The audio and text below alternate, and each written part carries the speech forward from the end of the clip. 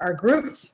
This Biketivist Forum, we are going to start off by having the local teams discuss their wins, and then we are going to break into local team specific breakouts. I'll put up the list. Santa Clara and Sunnyvale will be joining a breakout session together, and there will be a presentation in that room. The Mountain View and Palo Alto team will be joining together for a presentation in that room. The San Mateo County will be joining, will all be together for a presentation, and the San Jose local team will be together. So just keep your eye out for those breakout sessions because it's not the traditional way we do it. After that initial breakout session, we will go back into our normal format, which will allow you some time to discuss your local team issues and move forward with any plans that you've had. That being said, let's go over our meeting guidelines. You are all very familiar with it, and we thank you so much for always honoring and respecting these topics that we have. We like to make sure that you don't interrupt. So if you're someone that you've heard you speak often, take the opportunity to put on another hat and try to be a listener in this space. Also, if you're someone that doesn't speak much, please step forward and feel free to take the mic. If you are a team lead or facilitator, if you can look for the people that seem like they haven't contributed yet, just to make them feel included, please do that. We're not going to have difficulty staying on topic because I'm sure everyone is super excited about the budget and how you can find out how to use the budget to help fund some of your bicycle projects. Lastly, but the most important, always assume good intent. Feel free to have any discussions offline or after the meeting, but during the meeting, just assume good intent and the possibility that things just may get confused when it's being said in front of a large group. But for the most part, we have an awesome group here, and you'll experience that. Our agenda for today, we have done introductions. If you haven't already, please feel free to rename yourself, including your name and the city that you live in. With that being said, we'd like to start a new tradition by starting off with the local team wins. We've noticed that the teams are doing really awesome, and we don't always get a chance to showcase that, but we wanted to acknowledge that.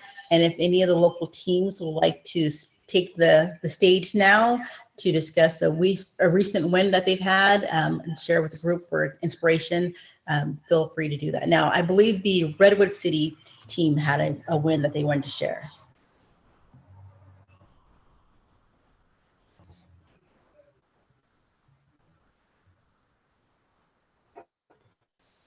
Do we have anyone here with us from Redwood City?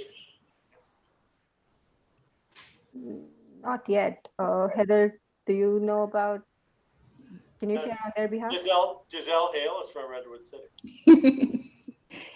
Just the mayor, but I'm not the one who should be speaking right now. No problem. From Redwood City, but I don't know what the announcement is. I'm sorry. I'll give it. Interested though.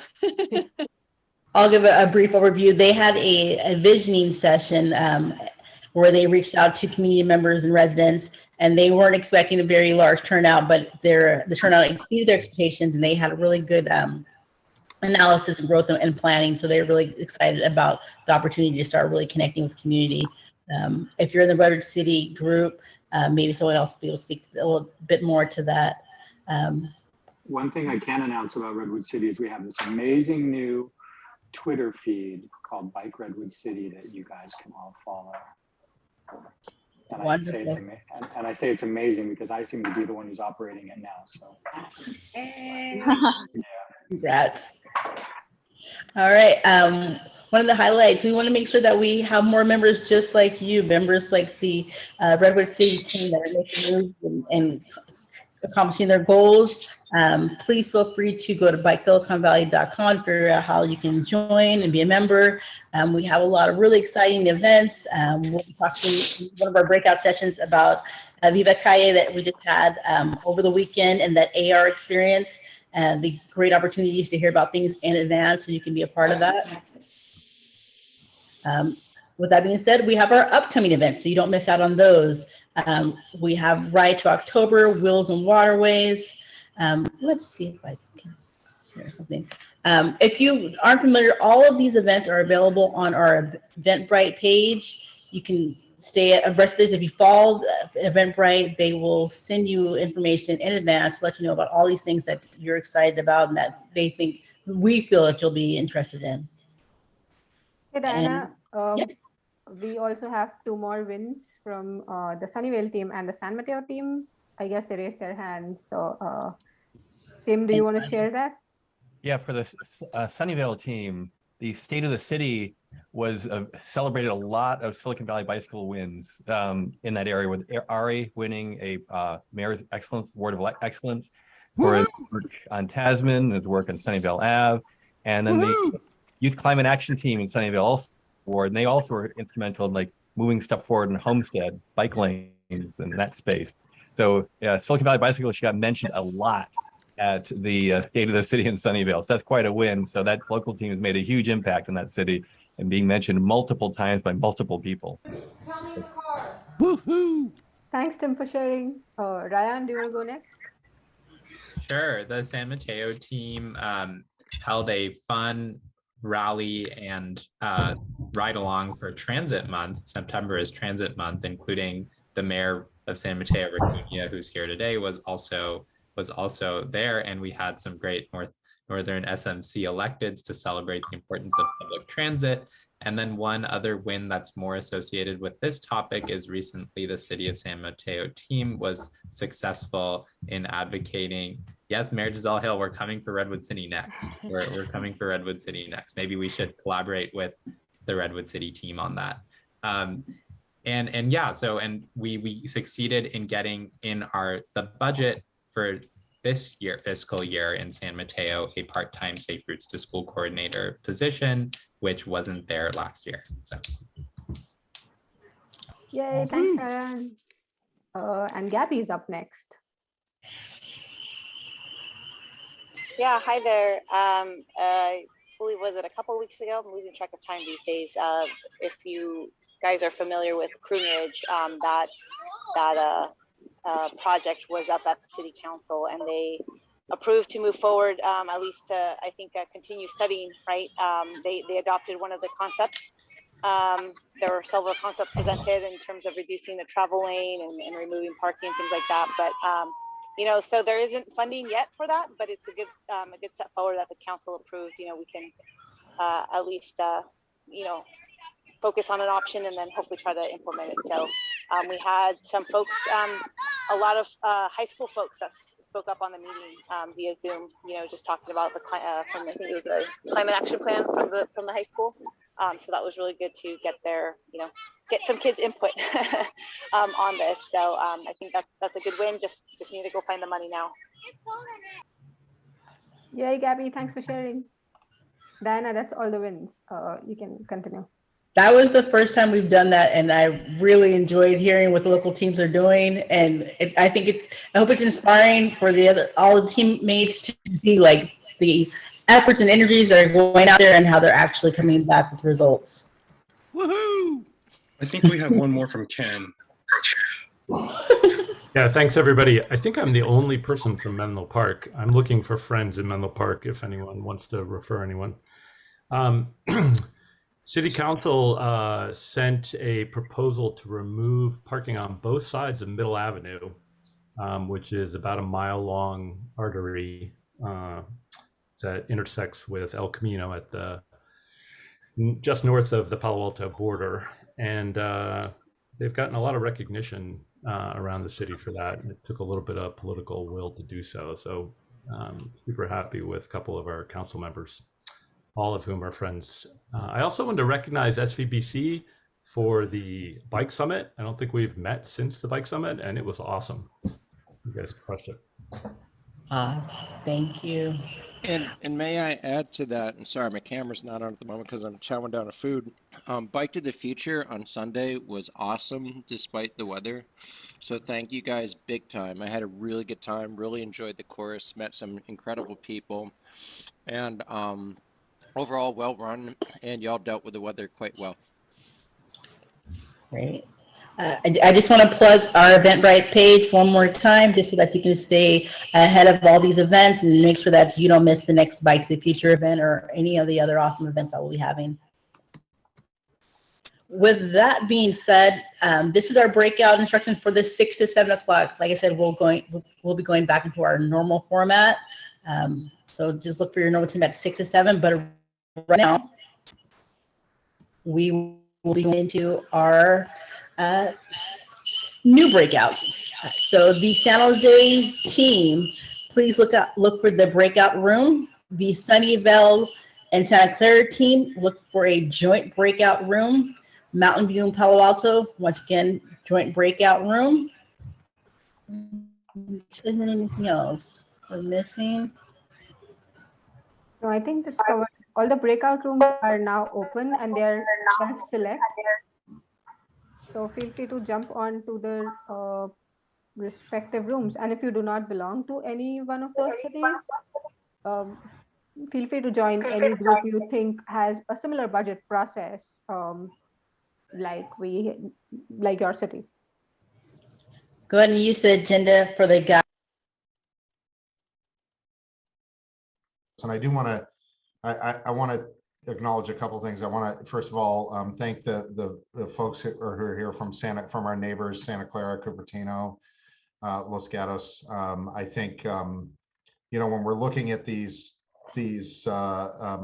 projects from a capital improvement standpoint, we're often looking regionally, and that's really important, right? Because you have to, I myself live in San Jose, and having a connection, like Dennis, I recently purchased a bike, and having a safe connection across multiple jurisdictions is pretty critical for me to get to work. And I also wanted to note that there is more than one Tim here, which is a very special event. Anytime more than one Tim is at a meeting, it's awesome. So just like to note that. I'm gonna share my screen. I have a short, very short presentation. Really, what I want to do is get to the point where you guys can talk to us about what the process is, ask more detailed questions that'll meet your needs, and we'll just go from there. By way of background, I've been with Sunnyvale since 1995. I started in solid waste management. So I have actually an environmental background and education, and in sort of a haphazard fashion, I ended up in finance. I've been the finance director for the city since 2016. I've been with the finance department since 1999. And so I've been doing budgeting for the city of Sunnyvale for, you know, well over 20 years. So, you know, I have a lot of experience with it. It's been really good. I'm very proud to have worked for Sunnyvale for so long, and very proud of what a lot of we've done. So let me get into just some quick high-level overview of our budget process, some of the funding sources, and then I'll open it up for discussion, because I think that's really probably where the value is. So hopefully you all can see my screen. Yeah. Okay, great. So we're going to get lucky here. Yep. Did a slide move forward? Yes. Okay, good. and clearly you all can hear me, so that's good. So I want to talk a little bit about our legal framework and our community values that we bring when we approach budgeting in Sunnyvale. So first of all, a lot of our community values are codified in our city charter. Sunnyvale is a charter city. We have a 10-year balanced budget mandate in the city charter. So every year we do a 10-year plan that is balanced. We have a program and performance-based budget mandate in the city charter. So what that means is we budget based on what we call programs. You can think of that as sort of as operating cost centers. So an example of a program might be tree maintenance, or it might be parks maintenance, or it might be capital project administration. You know, they're just sort of distinct cost centers that are larger, but they are you know, for the purposes of providing a specific discrete basket of services. Those programs their performance is measured based on performance measures that we have in our budget. So when we're looking at budgeting, we look at how is, especially on the operating budget, How is it that the program is performing based on their measures, and how do we adjust our resources? Council really sets the measures through the city council does through the budget process, and that becomes sort of our focus. We have in our city count, we have these things called city council policies. So they're policies that are adopted by the city council. For Sunnyvale, we also have a 20-year resource, what we call a resource allocation plan. So that's a forecast that also has to be balanced. So we do 20-year planning every year for all of our major funding sources. And then, and I'll talk briefly about funds in a little bit, but the general fund, which is our largest fund, and you can think of funds as sort of large buckets of revenue, like they're where we collect and account for revenue and expenditure sources associated with that revenue. The general fund is where all of the taxes go. That's where all your property tax, sales tax, transient occupancy tax, all of, the hotel, or sometimes they call it the bed tax, goes. And those general fund captures most of your traditional city services. So police, fire, libraries, parks, streets, just about everything that you think of and you see in the city. The exceptions being things like water, sewer, garbage collection, activities related to processing development applications and development in the city. Those types of activities are accounted for separately. And the reason I put the general fund on this slide is because we have a reserve called the Budget Stabilization Fund. And what we do with that is it's really our economic absorber, right? So it helps us absorb economic downturns, changes in revenue sources, unexpected expenditures. Most recently, we used it to help weather the COVID pandemic, where several of our major revenue sources dove significantly immediately, within a month or two, basically turned off or went down significantly. So we use our reserves. The constraint there on that policy, that council policy, is that we have to hold 15% of our revenues in that reserve for the first 2 years of our 20-year planning. What that does is that always gives us time to deal with these economic downturns. It gives us time to make adjustments on the expenditure side and use reserves. Just as an overview for the budget process, we do a 2-year budget cycle. The budget, of course, is a huge effort for any public agency. It's one of the probably the primary policy document. It is a large document. It requires a lot of time and effort. So we alternate, and what we do is we alternate between what we call project budgets, which is just exactly what it sounds like. They're one-time activities. They could be a new bridge. It could be a new park. It could be renovating a park. It could be, in your case, a street reconstruction that includes a road diet and bike lanes, that kind of thing. That's a project. And then it can also include much smaller things like special studies or temporary services that we might choose to provide.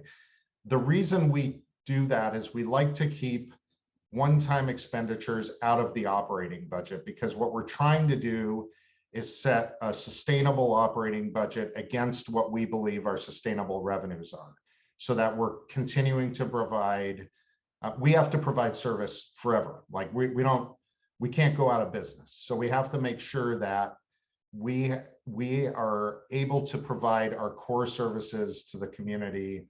And, like I mentioned before, those are things like public safety, fire protection, water, sewer, garbage, really core things that are life safety and important, and also very important to the community, things like libraries and parks. We want to make sure we can sustain those services. So we get the one-time stuff out of them so that we really understand what we're budgeting for on a base level.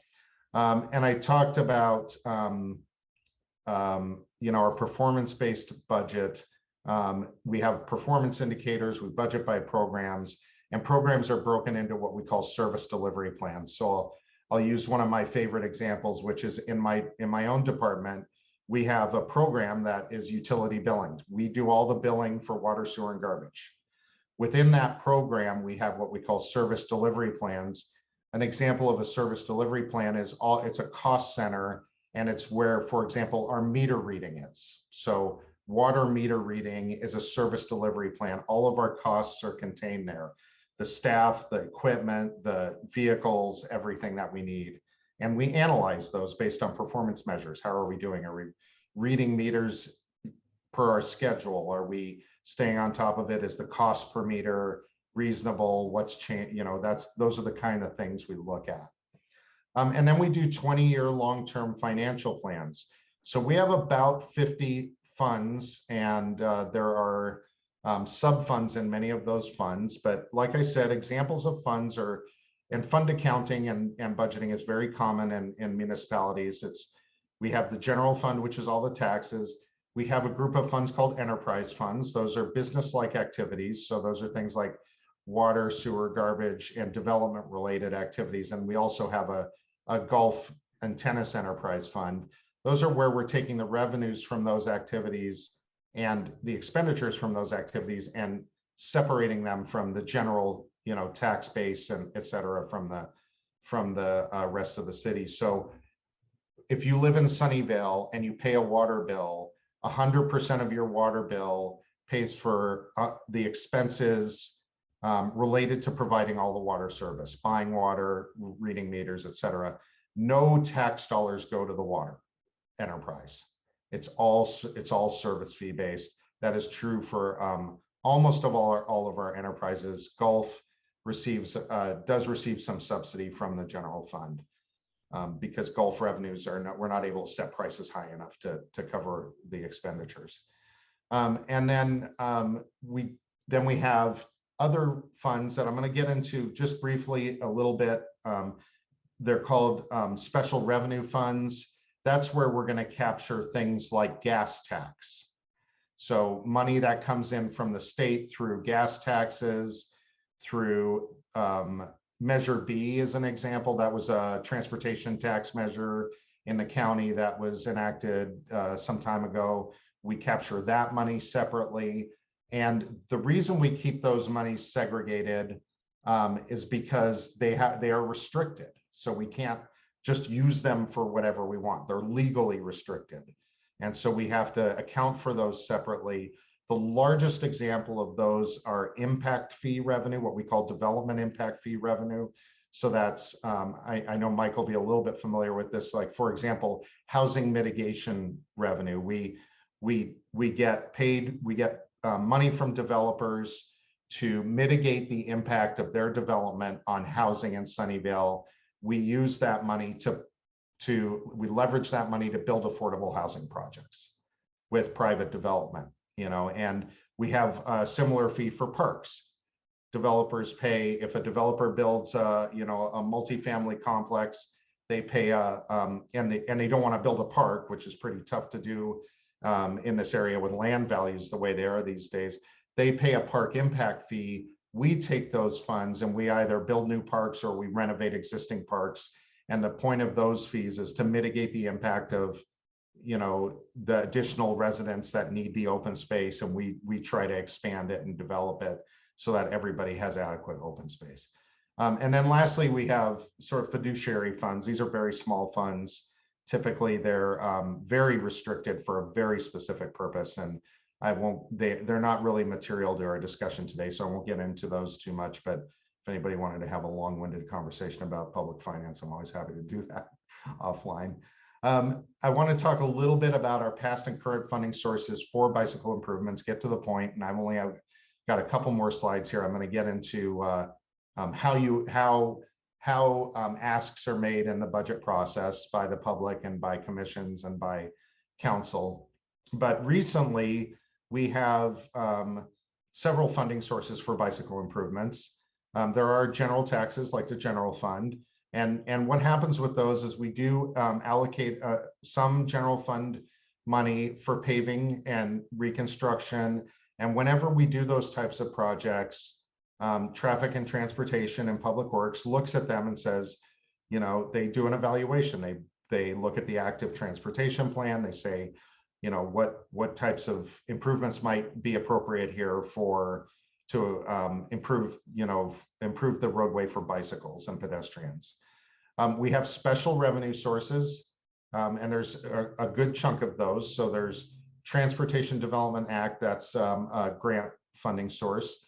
There are transportation impact fees. So that's similar to the housing and park ones that I talked about, where developers pay impact fees for their development their development places on traffic infrastructure. And we use those primarily to match grant funding that we get. So, you know, we'll leverage those funds for larger projects that we might get federal or state transportation grants for. Traffic mitigation fees, those are a small funding source that is no longer coming in. It was replaced by traffic impact fees. We talked about park dedication fees. We do use those for recreational purposes. And so those will fund trails, you know, like the Stevens Creek Trail. I'm not sure, I didn't catch who mentioned State of the City last weekend, but there's a couple trail projects that are getting some park dedication money associated with them. Gas tax and RMRA, Road Maintenance and Repair Act funds, those are paid at the pump, and we use those for transportation, bike and ped improvements. And then of course I mentioned Measure B. And then we you know, actively go after grants. So some of the recent grants we've gotten are OBAG grants, the One Bay Area grants. We got a coronavirus response and relief for quick build bicycle projects. We get Caltrans grants, we get MTC grants, and then we also periodically get private donations or community benefits from developers. So that's where they're essentially giving us money to benefit the community as part of their development. So the budget process itself. So, you know, essentially the the way it works in Sunnyvale is a council manager form of government. So the city manager under the charter has to present to city council every year a recommended budget. And so staff goes through and we develop that budget in concert with the city manager. It's guided by council policy, the city charter, the municipal code, and also by council's strategic priorities. So they have, every year we have a strategic priority workshop that also guides our budgeting. And then we also have two processes that are a little, I think they're unique or I don't know if unique is the right term, but I haven't seen them locally in other agencies. They're called study issues and or budget proposals. And so what they are is they're a way to get things that are not in the base budget sort of looked at. So a study issue, those are really focused on policy issues, things that a study issue might be, let me think of a good example. We recently did one for, I'll just use ours. We recently considered increasing what's called our real property transfer tax. And so what we did was we did a study. We looked at different options for the tax increase. We did some polling. You know, we met with council. We talked about how much revenue it might generate, the impact it might have on property sales or the economy. And then, you know, we made some recommendations. That study issue was adopted by council in a prior year as part of the budget process.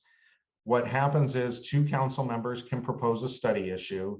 It comes to the full council as part of what we call our study issues budget proposals workshop, which happens in February, typically February or early March at the latest. And then they decide at that point as a body whether they're going to drop a study issue, defer a study issue, or they rank it. At that point, the city manager decides what the workload capacity is for staff, and draws a line and says, here's the studies we can do, and then we get going on the studies. If they require a little funding, they go into the budget for consideration. A budget proposal is a little cleaner. A budget proposal is, again, something that's council sponsored, but 2 council members sponsor it. But that's where essentially, you know how much it costs, right? A study issue, you might not, it's a little bit more complex. You might need some time to think, to work it out, to study it, to consider different options, adopt some policies or revise some policies. With a budget proposal, it's more like, you know how much it costs and you just want to change the level of service. And a nice simple example is, let's say we have a tree trimming cycle in Sunnyvale. We strive to get to every tree once every 12 years. So, you know, we have, I don't know, 30, 40,000 trees. We've got a crew and some contractors that are rolling through the city, and their goal is to get to every tree once every 12 years and prune it. We, let's say we wanted to increase that to, we want to get to every tree within 7 years. That's a budget proposal. We know we just need to throw this much money at that because it costs us X amount per tree. So it's going to cost us this much more money to shorten that cycle because we're going to have to do this many more trees a year, right? It's kind of just more a simpler math problem. Similar process to study issues where proposals are either referred to the recommended budget, dropped, or they're deferred in a given year. So let's explore that a little bit more. Here's the annual process, and I'm sorry this is a little bit small, but hopefully you're all familiar with, we have a city council, and then we have, you know, city manager operates the city council sets the policy and goals and approves the overall budget and really sort of runs the city at a very high level. The city council also, we also have boards and commissions. And so around January, boards and commissions, they look and they rank proposed study issues that fall under their purview. So in this case, we have a bicycle pedestrian action committee. Oh boy, BPAC, bicycle. Tim, bicycle, what's the A? Advisory. Commission, sorry about that. And they would rank study issues, and they would also look at budget proposals too, and probably look at comments on that. And then council holds a public hearing on proposed study issues and budget proposals. That is where like the public can come also and suggest a budget proposal or a study issue for council consideration. If you get 2 council members to sponsor it, it'll get put into the queue for evaluation. Then I talked about February is where they rank and assign all those budget proposals and study issues. In March, they approve the schedule and the work plan for each one of those items. In June, any study issue or budget proposal that requires an appropriation is reviewed with the recommended budget. So it's taken in the context of the entire budget. And then July to October, that's where study issues are continued, they're proposed, that's kind of starts the next cycle. And then it goes back around to boards and commissions. So that's the general life cycle of the process.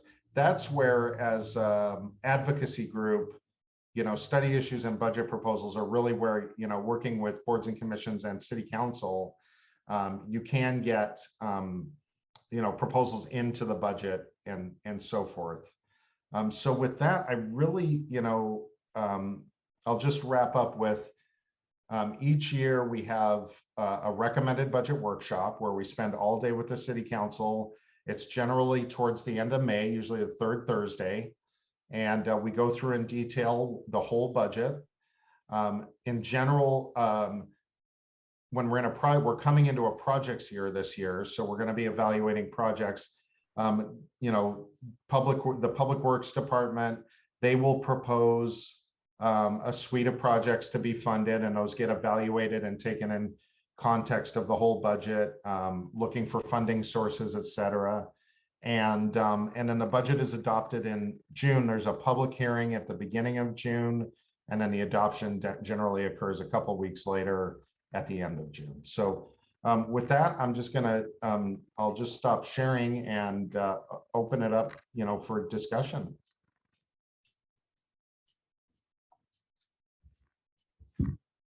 I just have a quick question on that last slide you had, Tim, in that schedule. So is it correct to say that in July, the budgeting process begins? It is correct to, yeah, the budget study issue process begins. Yeah. Okay. We begin our internal process a little bit later. That's usually in like October, November. Uh-huh. But this is, the July, October, this is where you want to start thinking about, study issues and budget proposals for the next fiscal year budget, right? So you're already thinking a year in advance. And is it always the case that the budget, there's always a budget impact to every study issue? I know study issues take money to conduct, but how about the actual budget for whatever item is being considered? Is there always a budget impact, or could it be that some things don't really have a budget impact? Yeah, no, there's not always a budget impact. So I'm not going to be able to get one off the top of my head, but if it's something that is fairly straightforward and can be handled by staff as part of our regular work, there may not be a budget impact. Sometimes study issues are funded by outside groups, that sometimes can happen, and that takes it off the, table as a budget impact. But yeah, no, there's not always a budget impact to a study issue. And is it the case in your funding sources, you had special revenues and grants?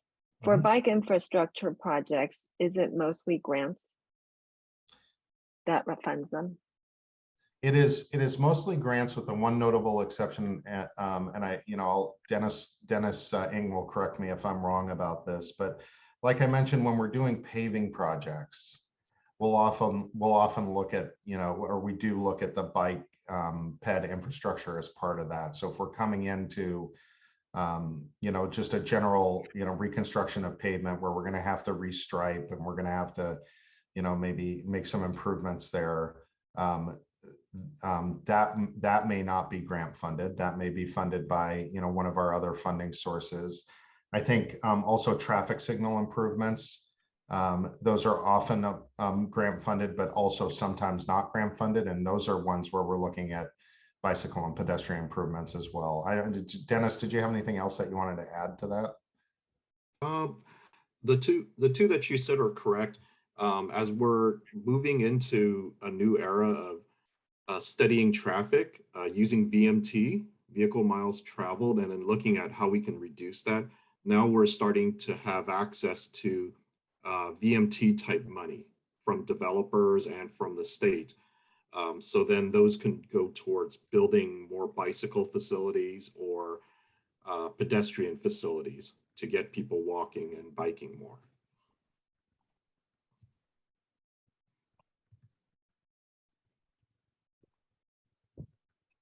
I have other questions, but I don't want to crowd people off.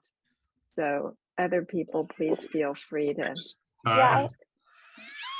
Sorry, a quick question. When you're considering, like a repaving of a road segment or whatever,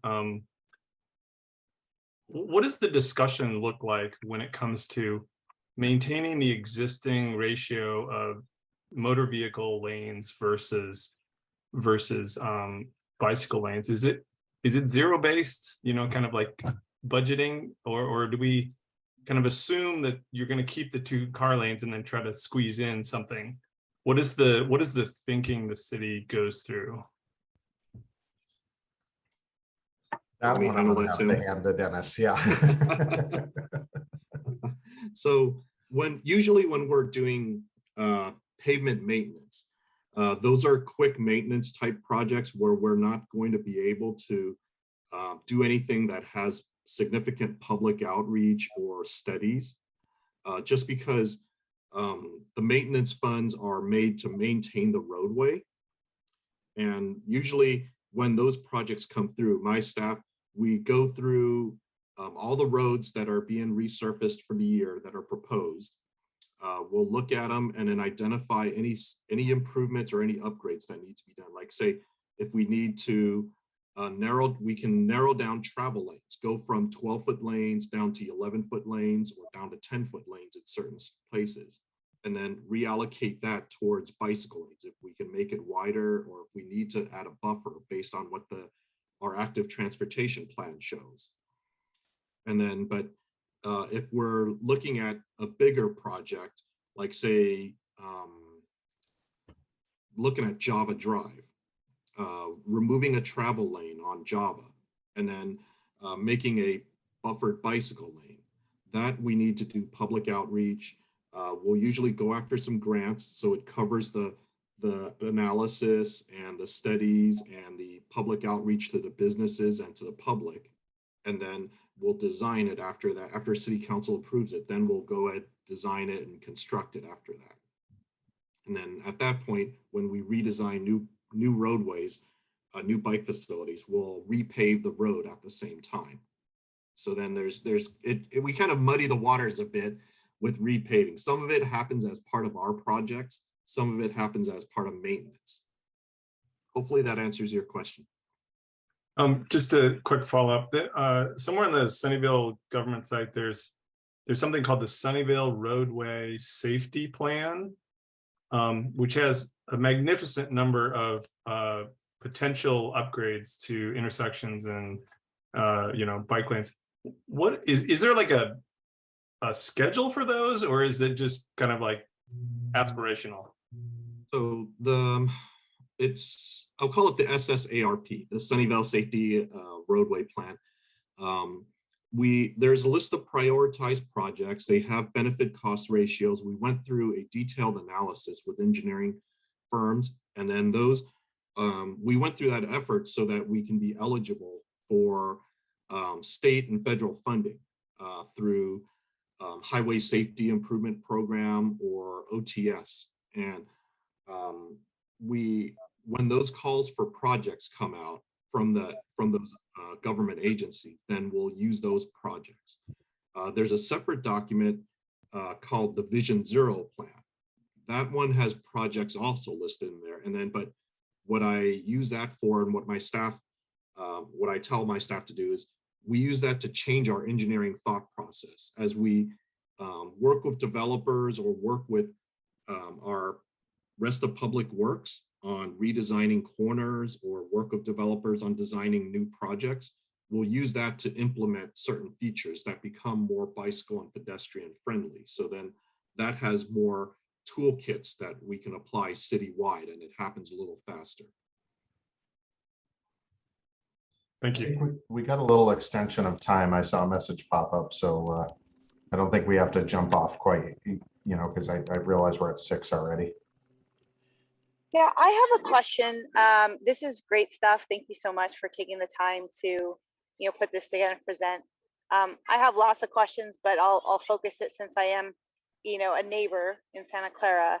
I think I heard in part of the conversation something about regional. I just was curious what kind of interactions you have with, let's say, Santa Clara or Mountain View, the neighboring cities, as part of the city staff. I'll take that, Tim. Okay. Sorry to butt in on your presentation. That's all right. So there's been a pretty big change of thought recently with all the traffic engineers. Historically, I'll say, like, when I started my career, it was, let's deal with traffic within our own jurisdiction. I'm not going to coordinate or butt in another agency's business. But recently we've started talking to each other and then coordinating across. So I'll use our active transportation plan. That was a recent document finished about 2 years ago.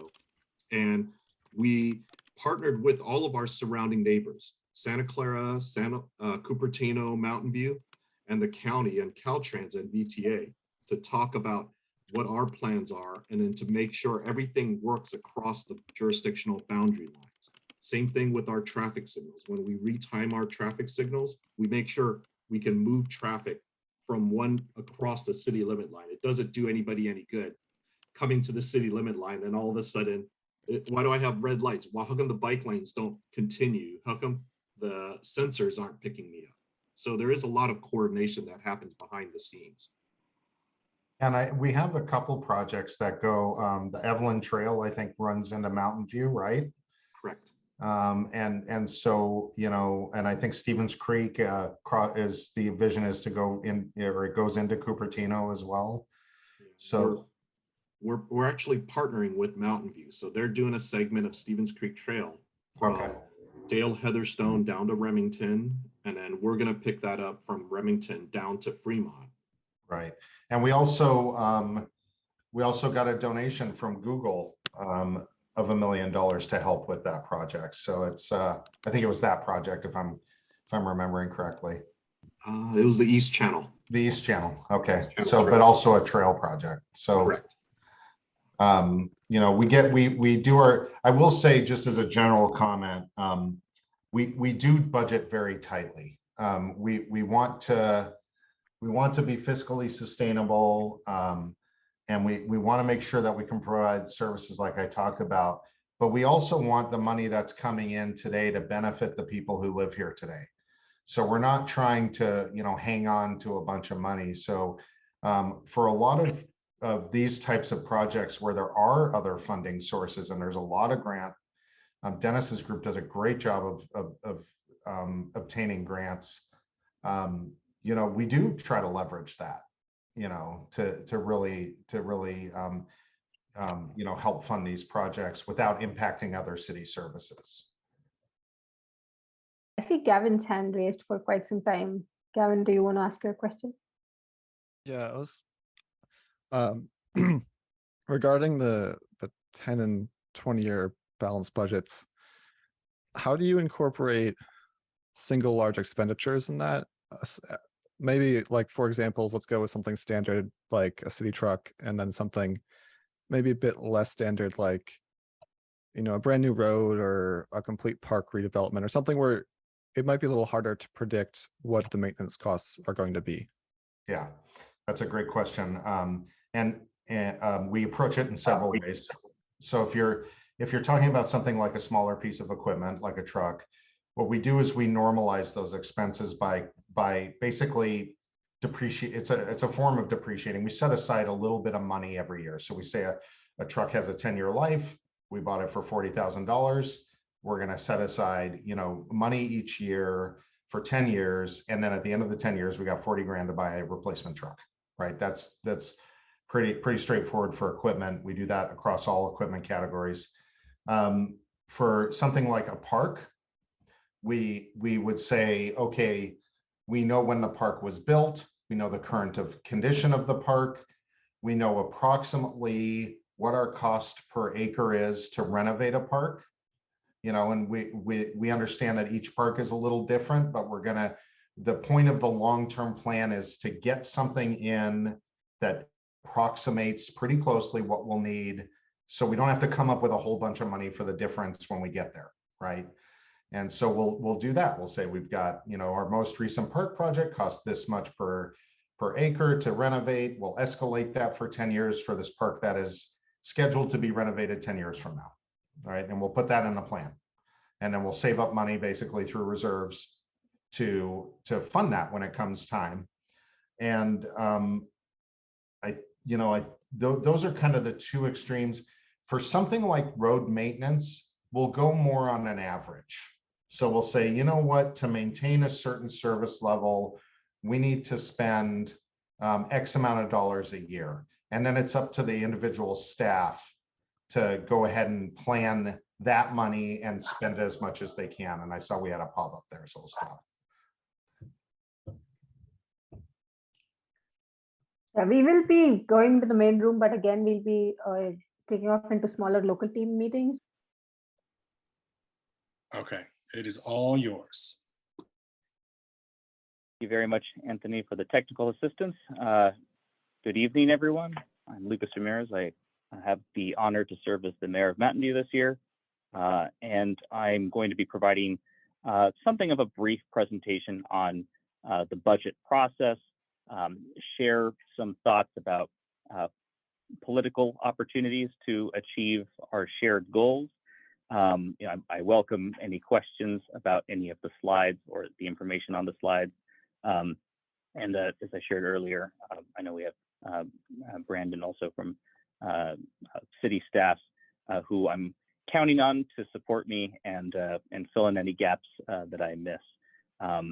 But the presentation here was prepared by city staff who unfortunately weren't able to participate in the meeting and provide greater subject matter expertise. But I'll do the best I've got with this material, and I'm very grateful to them, even for making the time to prepare the presentation. So I think as a starting point, none of this will be terribly new. I think key to the success of any advocacy are patience and persistence. So those will be sort of the overriding themes during the presentation. So let's move to the first slide with actual content. And that will display the budget development timeline. It's a roughly 6 to 8 month process. You get the budget approved at the end of June, and almost immediately, staff are already thinking about the budget for the next fiscal year. And a lot of this is staff driven. There's obviously direction that goes into the development of the budget. It's not a zero-based budget. We have a lot of history that goes into its development. But at the beginning of the process in November until the end of the year, roughly individual departments, again, at a staff level, will submit recommendations to the city manager, who will then ultimately make the determination whether to include a recommendation into a budget that goes to the city council for adoption. There is a mid-year budget report in February of each year, and that's a good opportunity for usually some modest adjustments. You're not going to have significant opportunities for major deviations from direction that had been approved previously, but there are often some capital improvement adjustments or maybe adjustments in staff that can help achieve the city's goals that are discussed and approved as part of the mid-year report. And then actually, more importantly, in February in 2023, we will start the strategic planning or goal setting work for the council. And in Mountain View, we have 2-year goal setting cycles or strategic planning cycles. The terminology has evolved a little bit. So that will be a very good opportunity for high-level thematic direction, which will then inform the budget as well. The budget will be an implementation tool. So we'll talk a little bit about that. And then there is another opportunity in April to get an update about the status of the budget. Again, very rarely will you have major modifications made at that point, but there can be adjustments. And then, most importantly, you have in June, and again in June next year specifically, not only the adoption of the budget and the capital improvement program, but also the new strategic plan, the 2-year goal setting work plan, all approved typically in one meeting at the end of June. So we'll talk a little bit about each of those, and we'll start with strategic priorities on the next slide.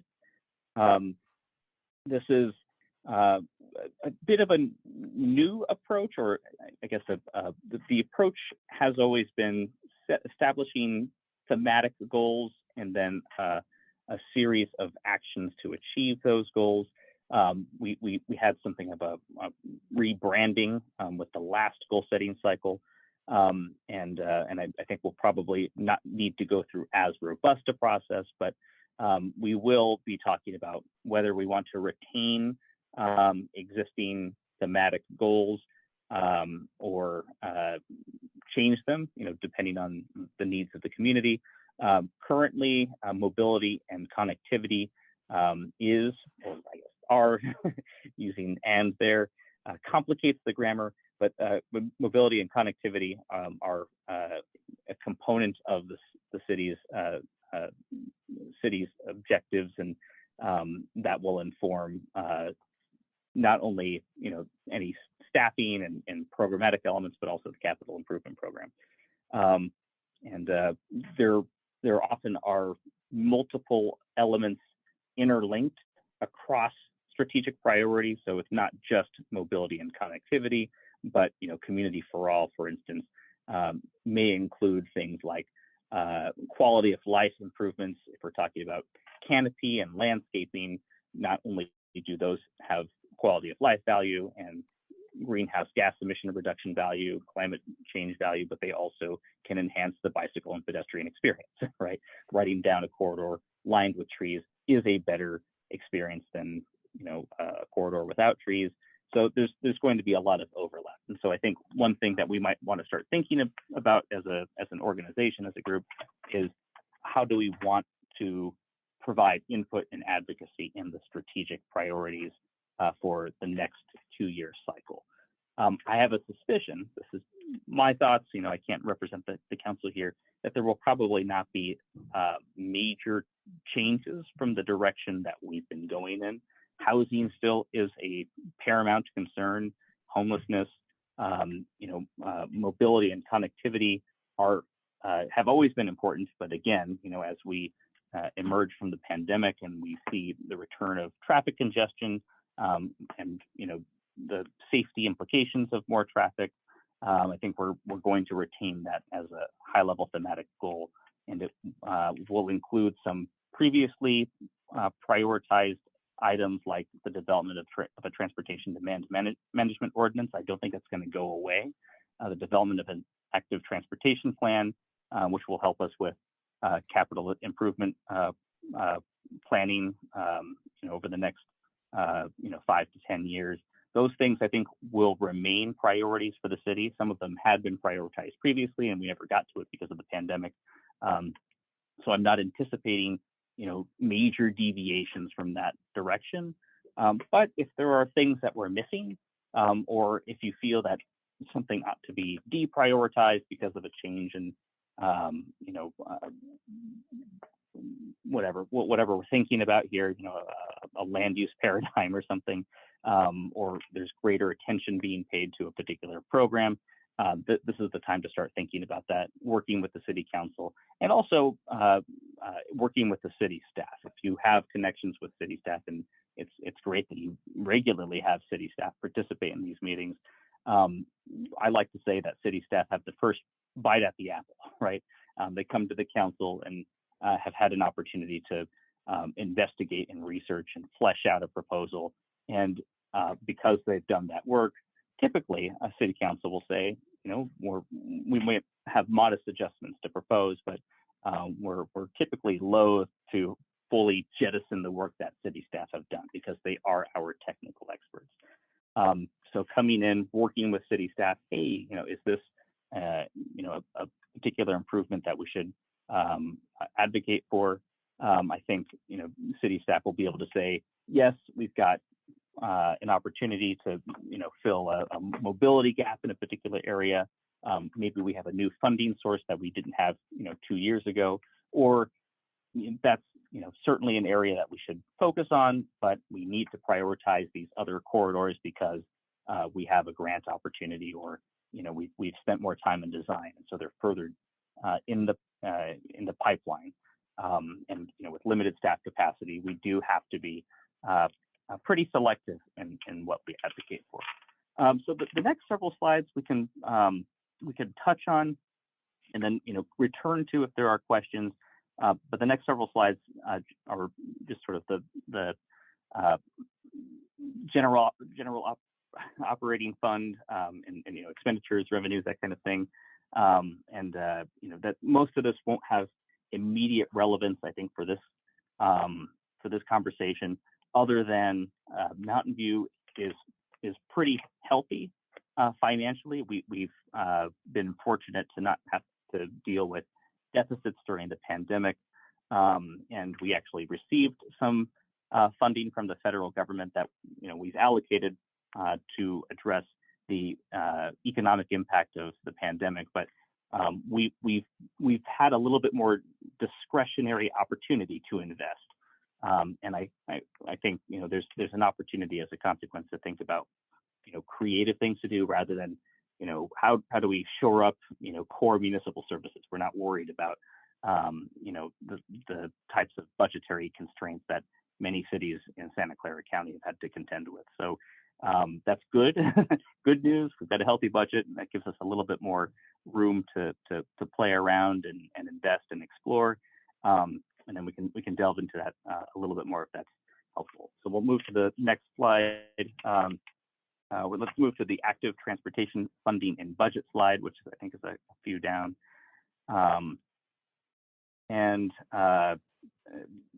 think it's worth focusing on the general fund first, since that's where that's how the city will pay for staffing costs, which are absolutely essential to actually do the work that we want to achieve. Right? We can't do any of this without the city staff, the technical experts to do the research and to do the design work, to pay for consulting and that kind of thing to supplement our staff.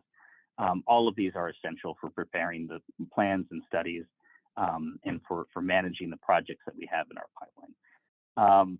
And then separate from the general fund, we've got the capital improvement program, and that will take advantage of a variety of different funding sources. And fortunately, we've got a lot of funding available or soon to be available, right?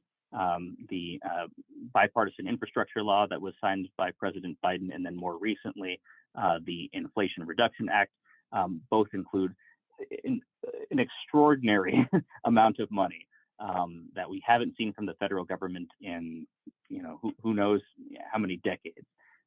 So our staff, this is something that the city council, I think, is always, asking the staff to do. What opportunities exist? What are some of the grants that we can take advantage of? And I would encourage you also, if you are aware of a grant opportunity or a program that is new or something that the city, for whatever reason, hasn't participated in historically, or we may not think to investigate this particular area. It's good to bring it to the attention of the staff and to the city council. We're always happy to ask the question, and the worst that can happen is staff can say, we've already checked it out, or it's not going to work for Mountain View for a particular reason. But better to ask and have the opportunity to explore an opportunity than to not to deny ourselves the opportunity to benefit from a particular grant or program. I don't think we're going to see the same level of investment indefinitely from the state. We've had some very good years, and a lot of money come into local communities for capital improvements. But I think some of that will be tampered down by inflation, and then I think what we're seeing and hearing anecdotally from our staff is the economy is slowing down, right? So that will probably mean less than the once in a generation type of surpluses that the state of California has benefited from, and I think as a consequence, less investment in local communities from state sources. So the slide, I think, does a pretty good job of capturing a lot of what the general fund will include, and then some of the ongoing capital improvements that we always plan for. So sidewalk and pavement repairs, for instance, there are standing items in the CIP to pay for those types of routine maintenance. So let's go to the next slide. And then staff had prepared some examples of the typical types of CIP projects that we'll see. We have a 5-year plan. A lot of it is stuff that is essential. And every now and then we have an opportunity for something new and innovative. Let's go to the next one. So Mountain View currently has 26 active projects currently under development with under the category bicycle and pedestrian improvements. And probably the biggest one that I think many of us are excited about is the Caltrans repaving project, El Camino Real, which will not only be repaved, but also will use the repaving as an opportunity to implement the streetscape plan for El Camino and finally get some major investment in bicycle and pedestrian safety. And that will include three new pedestrian crossings, protected bike lanes, and some other bike ped safety improvements, visibility, high visibility crosswalks, and bulb outs at select corners. There are, I appreciate that, April, thank you. There are also some traffic signal replacement projects. I think many of us are very familiar with Villa and Shoreline, which has just been completed. That was an area in desperate need of safety improvements for those of us who have lived or live near that area or commute there all the time. Traffic signals are extremely expensive, and so as much as we would like to be able to add new traffic signals or improve, protected left turns and that kind of thing, a traffic signal probably runs in the $1.5 to $1.7 million range. So we have to be pretty selective, when we think about where to locate some of these projects. There are a lot of high priority areas, but and as healthy as our budget is, there just isn't. There aren't the resources necessary or available to fully implement all of the safety improvements that we would like to see.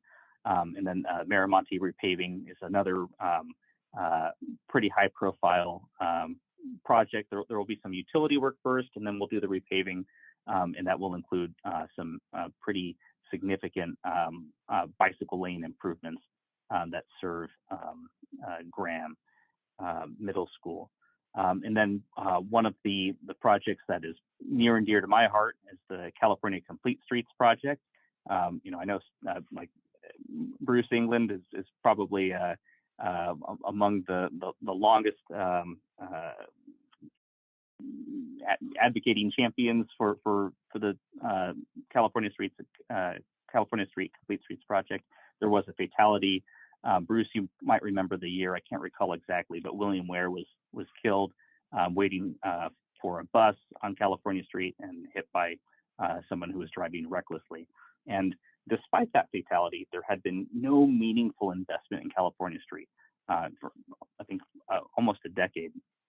And we had an opportunity as a council to revisit this when staff came before the council to have the council approve a one block pilot program, a lane reduction and bike lane improvement project. And that would have been between Showers and Ortega. And the council several months ago said, we want to be a bit more ambitious than that. We think that California Street really deserves greater investment. So we expanded the project from Showers to Shoreline. So it's a far more expansive project that will, I think, materially improve safety along the corridor. So that's something that I'm personally very thrilled about because I've lived on or near California Street my entire life. And that will include protected bike lanes, the lane reduction, bulb outs, and mid-block crossings. So this is a high-level summary of the 5-year CIP projects, and these will include major maintenance and rehabilitation of existing infrastructure, parks and facilities, and then also new projects. And transportation projects account for roughly 20 to 30% of the total CIP projects each year.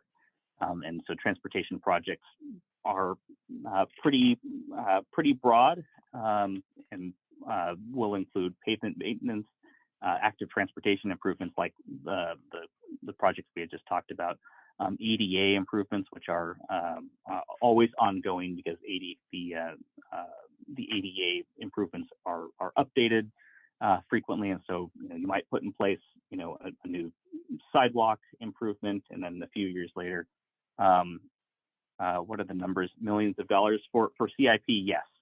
And it will vary depending on the type of project, but just as an example, when you look at a traffic signal replacement, we're talking about, for one traffic signal, a $1.5 million investment, for instance. And then some projects are far more modest in scope. Sidewalk improvements can be maybe tens of thousands of dollars, depending on the length of sidewalk that needs to be repaired. So in aggregate, the totality of the investment in transportation is in the millions. And if you look at some of the major projects that we have planned, like the grade separation project at Rengsdorf, that's probably, and Brandon, correct me if I'm wrong, I'm guessing that's probably like a $200 million project at this point, $200 to $250 million.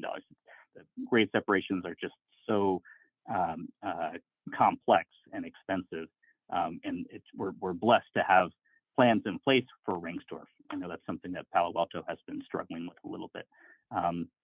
So we're fortunate to have done a lot of the planning work, and only now we're starting to be able to implement some of these because of 2016 VTA Measure B, because of SB1 and state investment, and now because of the investment provided by the federal government. And so all of that will help us deliver a lot of the projects that we have had planned for quite some time. Let's see, let's go on to the next one, CIP major funding sources. We've talked a little bit about this. So I'll start from the right and then move left. Transportation funds. So these are restricted in their use, right? So gas tax, BTA Measure B, and then 158 million. I'd be surprised if it ended up being that cost. I think that so with inflation, it's probably higher, but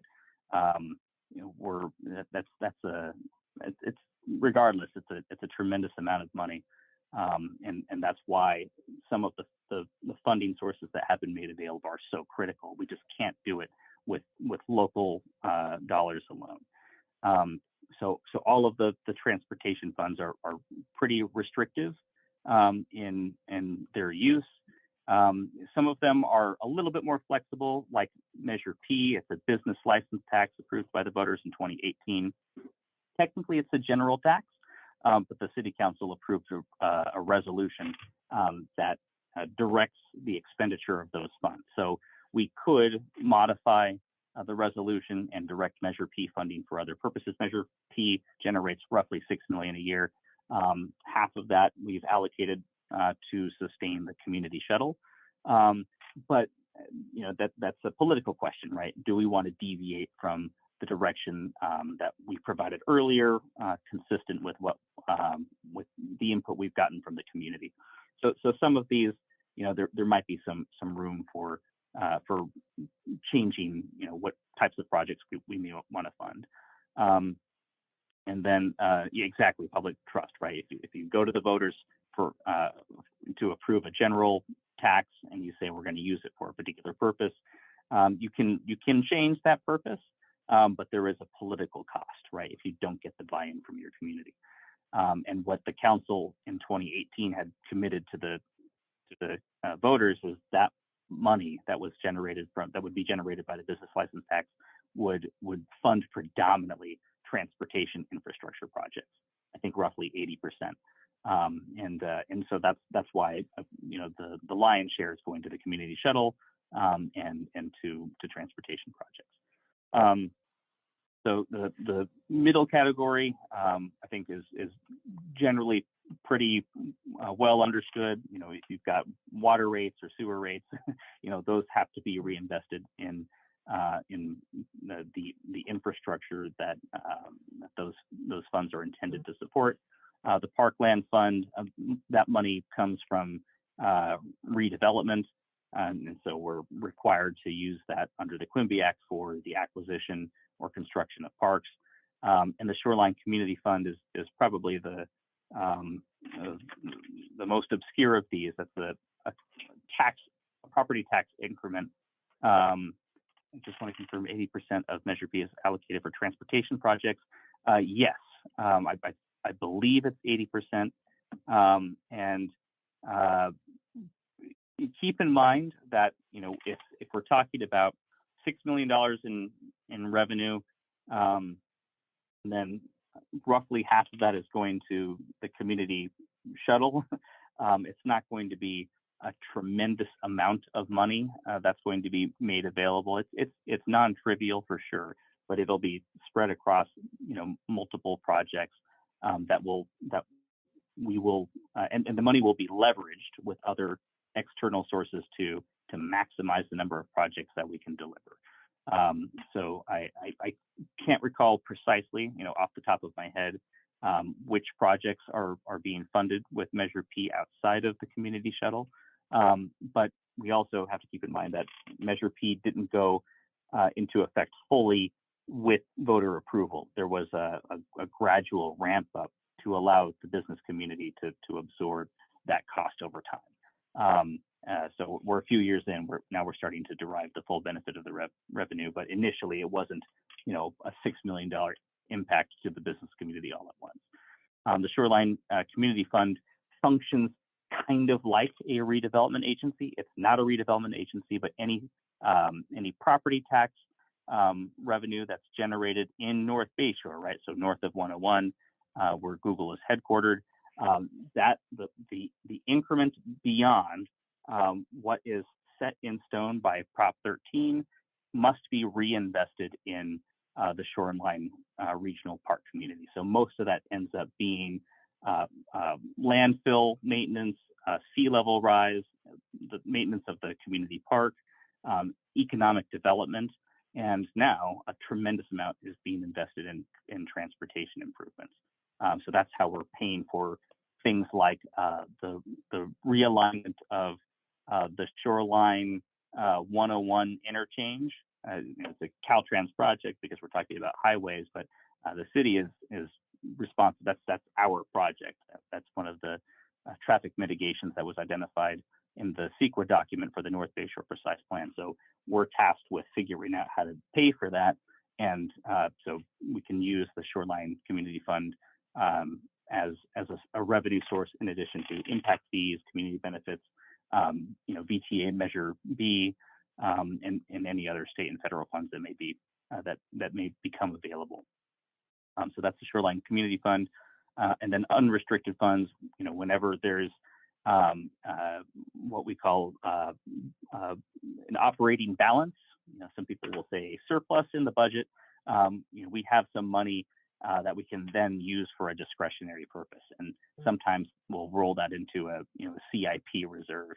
So that's unrestricted funding. We can use it for any capital improvement that the council deems appropriate with staff support or staff input. And the same thing with the construction and conveyance tax. So when there's redevelopment, for instance, there's often a change in ownership and that kind of thing, and there are taxes associated with that, and that tax is discretionary revenue, and so we can use that to fund transportation improvements. So let's go to the next slide, which is the second to last one, capital improvement program schedule. It should not be a surprise, aligns with the budget schedule. So November, staff will work internally, and a lot of these are multi-year projects. So a lot of the projects that we had planned will sort of just advance up the schedule. But there is opportunity for new projects. When there's staff capacity and resources available. So in June of odd number of years, the city adopts a new 5-year CIP. And that helps us plan out the capital improvements over the subsequent 5 years. And as we had talked about, that will largely forward projects that had already been in the plan. And then in June of every year, the council approves the CIP projects and budget allocations for the following year. The annual CIP process starts in November. We talked about that. And then in March to April, the council holds 2 study sessions to review the 5-year CIP and the annual CIP allocation. So this is where patience and persistence are necessary because a lot of the projects move forward. There isn't always going to be a lot of opportunity for new projects. But the council can deprioritize or remove projects from the CIP schedule. It's a big deal, right? Especially if a project has made its way down the pipeline a little bit. We don't like to start working on something and then stop working on it and do work on some other thing because inflation increases the cost. There might be other regulatory changes that occur over time, and so the planning, the design work becomes stale. So we do want to be very careful, not to just drop a project that's been in the pipeline for some time. But we can certainly accommodate new projects, especially if there's strong community support for a given issue. If there's a serious deficiency that's identified. So just the example that comes to mind, for whatever it's worth, is the pedestrian improvement on Grant Road that connects to Sleeper. There had been a long-standing community interest in that pedestrian improvement because people cross Grant Road there all the time, but there really wasn't a safe way to do that. And so the council in 2019, I believe it was, directed staff to include a study of a potential improvement, and that's been implemented. Unfortunately, this is where I think we can do better as cities. Sometimes a tragic event will inspire us to take action where we really should have taken action earlier. So I think we saw that with El Monte. And so I do think it's worth working with city staff early on in the process to get a sense of what's achievable, where are there opportunities for often modestly sized or more modest improvements. We can accommodate those more easily than we can a major infrastructure project, but the city staff will be able to work with you and sort of give a quick sense of viability. But doesn't mean you shouldn't work with the city council. The council ultimately has the final authority, and we can, against the staff recommendation, include a new project. It's just more challenging since we like to work with our staff. Our staff do a good job, and we want to make sure that when we're doing the planning work, we're actually setting ourselves up for success. All right, and the last slide is links to some of the existing plans that or programs that may be of interest to everyone in the group. And I think all of these will be largely familiar to everyone. The one that I'll call some attention to is the Neighborhood Traffic Management Program. That was one of the things we had prioritized reviewing in 2019, and the council did make modifications to allow streets to more easily qualify for traffic calming. So that has changed, relatively recently. And then I think the other one that will be important is the Active Transportation Plan, which will be an opportunity for comprehensive planning of bicycle and pedestrian safety improvements and better high priority sense of where we ought to target the investment as resources become available. So that was a lot of me babbling. I should probably go through. I didn't do a good job monitoring the chat, but if there are any questions or concerns or thoughts, I'd love to hear them. And so, Anthony, I'll have you moderate if that's okay. Absolutely. Thank you so much, Lucas. And that was, You made it sound like you didn't know anything, or they'd be clunky. I thought that went great. You definitely sounded like you knew what you were talking about, so I'll give you that. We only have, I asked for an extra 5 minutes, 5 to 10, Lucas, if you could join, if you could stay on. Yeah, okay, just for questions, because yeah, we're really running up on time, so hopefully we get the extra 5. But I think Bruce has a question, so I'll just go ahead and pass it off. Thanks. This will be a quick question. So yeah, thanks, Lucas, for being here and talking about this stuff. I agree with what Anthony said. It was really good coverage. I'm going to have to watch it again, in fact, to get more out of it than I was able to the first pass. But this question is applicable even beyond transportation projects. I just know from an advocacy perspective, it's hard to time things. Like, when should we be on top of advocating for anything related to the budget itself? Sometimes when we wait for a city meeting, we're told it's too late. We should have come at a certain time earlier, that kind of thing. It's a function of two things, right? So in order for the council to act, we have to have an item agendized for action, right? And the CIP schedule, when that comes up in its typical study session, is the only time we can really meaningfully add something to the program.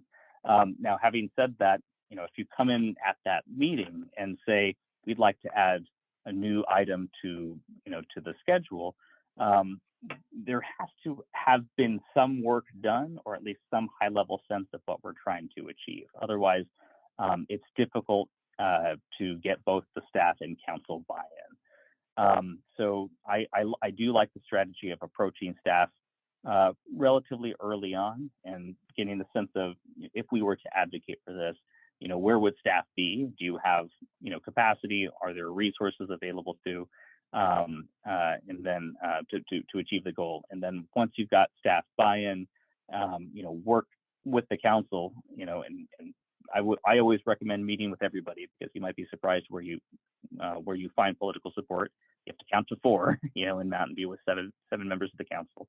But I think, the council generally, and for some time, has been largely supportive of bicycle pedestrian safety improvements. And I think there's heightened sensitivity within the community because of the tragedy that occurred several months ago. And especially as we start seeing more people drive more quickly and more, and recklessly, I think we're all appreciating the need to prioritize these projects.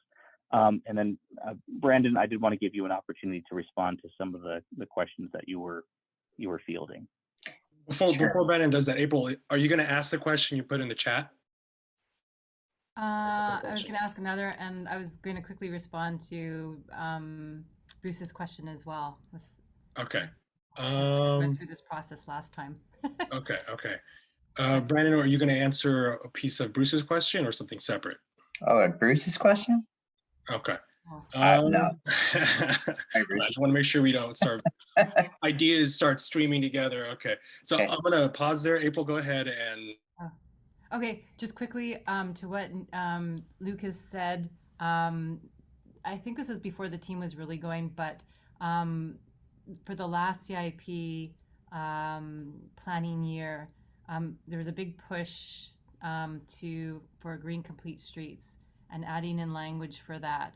And so that started in a few meetings in the September, it would have been around this time, September, October, and started just socializing the idea and pushing for it at all like the back meetings, whenever something came up that was related, and anything related to transportation. And then at the strategic goal setting meeting, which I think Lucas said was in February sometime, bringing it up then early on, just to say this is something that at SVBC we value for the local team, and we would love to see more of an emphasis on that, and then just continuing with each meeting and bringing every single meeting, bring it up and just focusing on that language and having really clear, succinct goal and what you want to add in, and then speaking with other council members as well and other people and staff, and just really pushing it, that sort of messaging. So yeah, the persistent part was really helpful for that thread. My quick question for Lucas was on the neighborhoods community program for traffic calming. Can you say a little bit more about that, or maybe Brandon? I'm just curious how that works. I don't know if you work with the NTMP, Brandon. I could speak high level about how it works, but You go ahead, Mayor, and then if there's anything else to add, I'll chime in after. Okay, so there are a couple of parameters. The big one for me was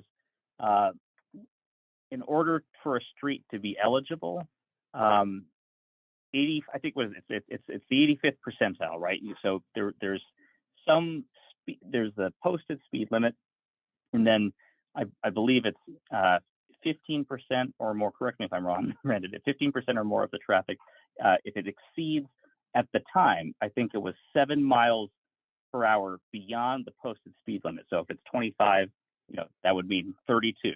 Then the street would be eligible for traffic calming. The city council said that's pretty high, and so we asked staff to come back with, what were some of the prevailing speeds for streets that didn't qualify, and we found that some of them were 1 mile per hour high.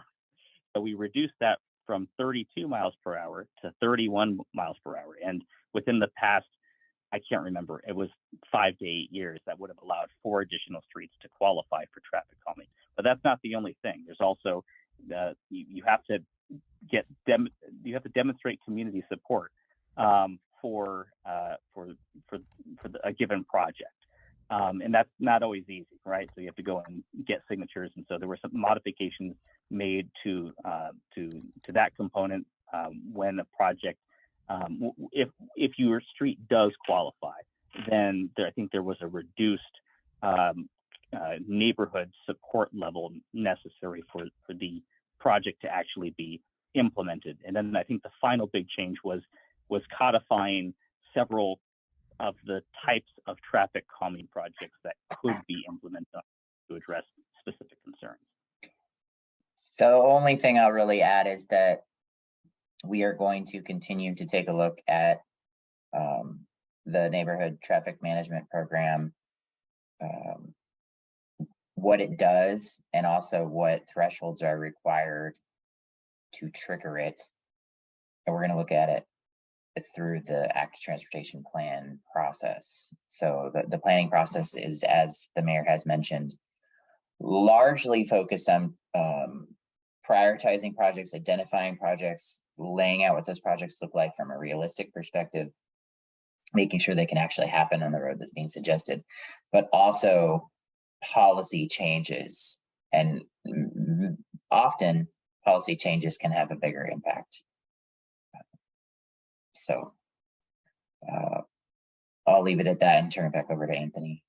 Yeah, there's a couple of questions. Thank you, Brandon. There's a couple of questions in the chat. I could read them out, but I'd love for people to unmute themselves and ask them. I know Simeon, you had a question about stretching the budget a little further. Would you like to unmute? Are you still here? You are still here. Wait, sorry about that.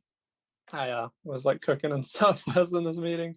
But yeah, I did ask that question. I was just wondering, this may be I don't know, outside of the budget area, and like, I don't know, stretching it too far, but I wanted to know if if the city considered trying to stretch the budget farther in some of these improvement projects. I know like the price tag is pretty big on them. And I know that other communities around the country and around the world will use community support and do like tactical urbanism, if you know what that is, to work together to make the streets safer with the support of the city. And the other thing would be doing like a phased approach. I know that they were considering it on California Avenue or California Street, and they were gonna do like a test to see how it went and then add more. I think that could be a good way to stretch the budget farther as well. So I was just wondering if any of that gets considered with the budget, or if that's more of a project by project thing. And Mayor, I'm always going to defer to you and until you tell me to talk. Oh, don't do that. And so Okay. in this, I might have an opinion that I think is a little bit different from yours. So my sense is in Mountain View, concepts like tactical urbanism have not been wholeheartedly embraced. But I think there are good reasons why, right? I think we have a preference for robust design and getting it right rather than putting in place. And so Brandon, stop me if this is totally misreading staff, but I think we do have a preference to take time to design something that's going to get it right from the get-go rather than put in place something that might be quick but could have other challenges. So yes, that is the most direct answer. The reason for that is often with these quick build projects or tactical urbanism projects for that matter, staff wants to go through a design process.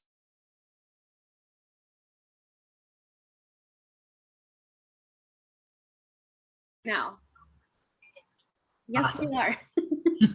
All right, so you can see this, my PowerPoint first slide, okay? Yes. Great, so thanks for inviting me. My name's John Brazil.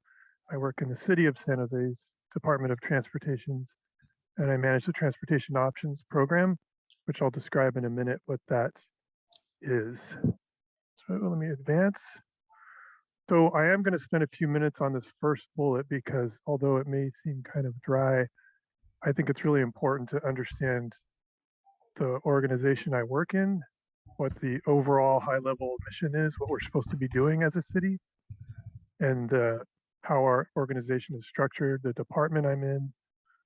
So that will be the first bullet, the background. Hopefully it's helpful. And then the second bullet, I'll summarize staffing and budget in my group. And then in the third section, I'll talk a little bit about bikeway and trail maintenance and how you can submit requests when there's broken glass or things blocked or things broken.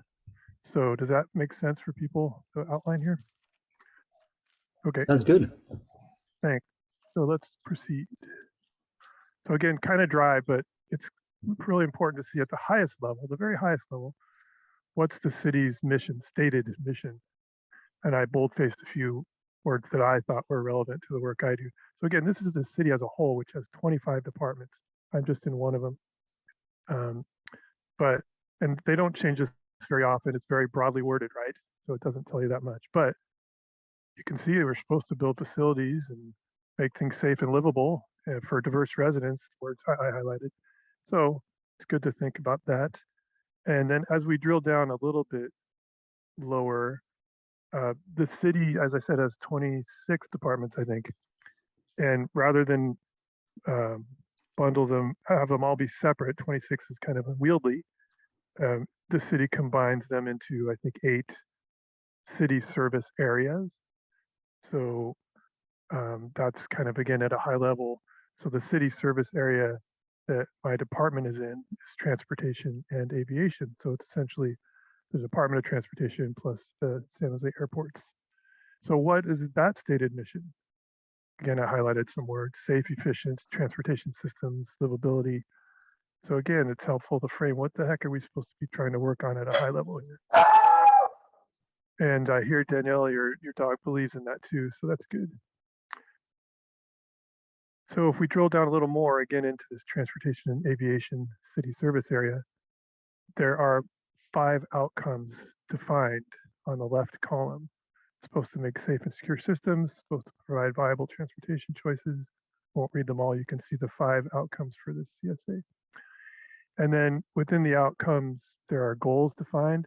This is very broadly summarized. If you went into the annual budget, you'd see it in much, much greater detail. I'm just trying to summarize it for you here. And I added goals when I thought that they were relevant to my group, the stated goals. You'll see that there are a few of the outcomes that don't have goals stated in them. It's not because I think those outcomes are irrelevant to my group. That's not so. The reason they're blank is officially the city doesn't have goals related to my group for those outcomes. And then similarly for performance measures, this is again broadly summarized. some of the performance measures. So trying to frame what the city's trying to accomplish at a very high level and how it relates to the work I do. Then there are lots of plans that define the work that I and my team do. From upper right, the city's bike plan, and then going to the lower left, the city's general plan. By the way, the city's bike plan, you might know, has 3 broad goals, which are safety, equity, and mode shift, or in other words, get more people biking. In Vision 2040, the city's general plan has specific long-term goals for mode shift, and that's really important to be aware of too. The general plan says by 2040 we want to get to 15% of trips by bike, 15 by walking, which is pretty aggressive. And maybe in some parts of the city we might be able to exceed that, and in other parts of the city it would be very difficult. City has a Vision Zero plan, which seeks to eliminate traffic fatalities for all modes and reduce collisions. Also has bold goals stated there. It focuses on 17 priority corridors. So it's pretty amazing that 17 streets account for 47% of the fatalities. Now, do you think those are really calm neighborhood streets or really big fast streets? I'm sure you can guess. PEDs represent 46% of fatalities, totally overrepresented. Bikes represent 6% of fatalities, also overrepresented. So we deserve more care because 1, we're vulnerable users without a big 4,000-pound metal box around us, and 2, we're just overrepresented. Climate Smart San Jose, shockingly, more than 50% of the city's carbon footprint is from transportation. That's higher than many cities' opportunities to do better that are defined in that plan. Move San Jose basically says, okay, we have all these plans. How are we going to operationalize and implement these plans? So Move San Jose is a good plan to look at. So again, these are some plans that guide the work we do. First, I started at really high level, the mission, et cetera, and now I'm zoning in on the plans. Just an idea of the department I work in. We have well over 400 employees. I don't know more specifically what it is now. It's over 400. So there are 3 main departments at the second level below the director. There's also some administrative groups at the second level, but I just excluded them.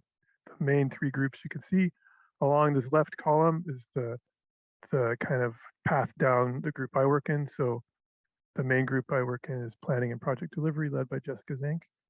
And then she has 3 groups reporting to her, one of which I report up to, which is planning, policy, and sustainability, led by Ramses Madhu. And then I manage the transportation options group. So this is just a slice of the massive DOT org chart to give you some orientation.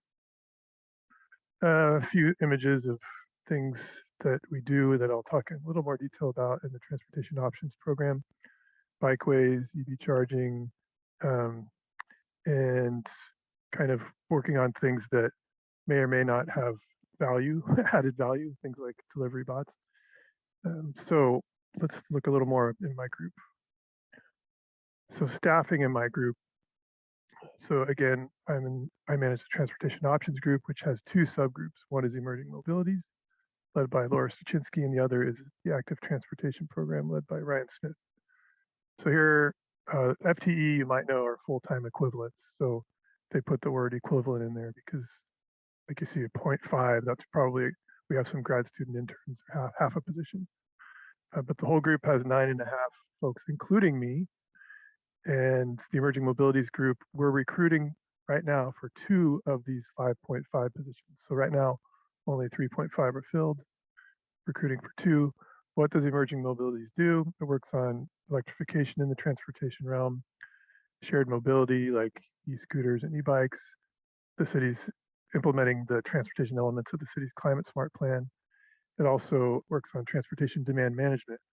So a lot of these things are newer to this group. We're just starting to dip our toe in. That's why we're recruiting now for 2 positions. So we are doing things like EV charging stations, and we have bike share and scooter share. TDM, we're just beginning to dip our toe in, but once we get these 2 new staff people on board, we hope to do more work there. So the second group in my program is the active transportation group, led by Ryan Smith. There are 3 full-time equivalents there. And the primary goal of that team is to build out the bike plan, including bike parking, etc. I wanted to note that that group used to have 4 full-time equivalents. And the reason that number went down is actually for a good reason. What we're finding is, when I started here 20 years ago, there weren't really many bike planners. Most people didn't have training offered about how to plan decently. So we needed a bike program because other folks, to be honest, didn't think about bike planning. But jump forward 20 years and more staff have good training on how to build bikeways. And so my group doesn't have to bird dog everything so much. One of the results of that is the team we work directly with all the time is Geometrics that designs projects for us. One of our positions, we moved it into Geometrics group because they're doing bikeway planning and design so well that it just fits there better. We don't have to bird dog it so much. So that's one good thing. You might also think, well, what about all these other things? Are you covering that as well? We have other groups in our department. There's a Vision Zero group led by Jesse Mintz-Roth that includes our walk and roll program, which is a safe routes to school program in schools. I mentioned our geometrics team. We're always working with these folks. Signals team. We implement most of our projects through the annual pavement maintenance program because it saves us a lot of money and is more efficient. But yeah, so here you see the staffing. That's key. But one thing I wanted to mention, just go back to this. I forgot to mention another key plan that Laura Suchinsky and in my Emerging Mobilities group created with consultants is our Emerging Mobilities Action Plan. You could Google that, Emerging Mobilities Action Plan. It's very equity centered and it's a good plan talking about direction we want to head. Okay, so now, what about budget? So I told you staffing on the previous slide. Now we're looking at non-staffing budget. And you can see the first main bullet in the active transportation program. We have about 5.3 million to build projects in the current year. In the emerging mobilities, it's a little more program oriented, but we have about 400,000 there in city dedicated funding. So not grants, but city dedicated funding. So that totals, sorry, I have my totals in the right column up above instead of below. So 5.7 million. So what's our annual need roughly? The bike plan said it had a goal that the council approved to try and build it out in 10 years. And if we're to do it in 10 years, we'd need 19 million a year to build it out. And for emerging mobilities plan, also approved by council, if we were able to build it out in our goal, we need about 660,000 a year for a total of 19,660. So what's the annual shortfall? 13,960. So the point here is that we have to do a lot of grant writing. Some cities have 0 city funding dedicated to programs and projects. Some cities have a ton of city money dedicated to city projects. We're kind of in the middle. So we have some city money, but not enough by any means. So we have to rely on grants. Now the last main bullet, recent grants, I have an asterisk next to that because it varies year to year. And in the most recent 2 years, we've been very successful. And so you can see average annual awards last 2 years was 15 million. So you could say, well, John, you're golden because 13.9 shortfall, 15 million, you're running a positive. That is only in the last 2 years. And we don't know how that's going to project out. So we have pending applications, 27.7 million.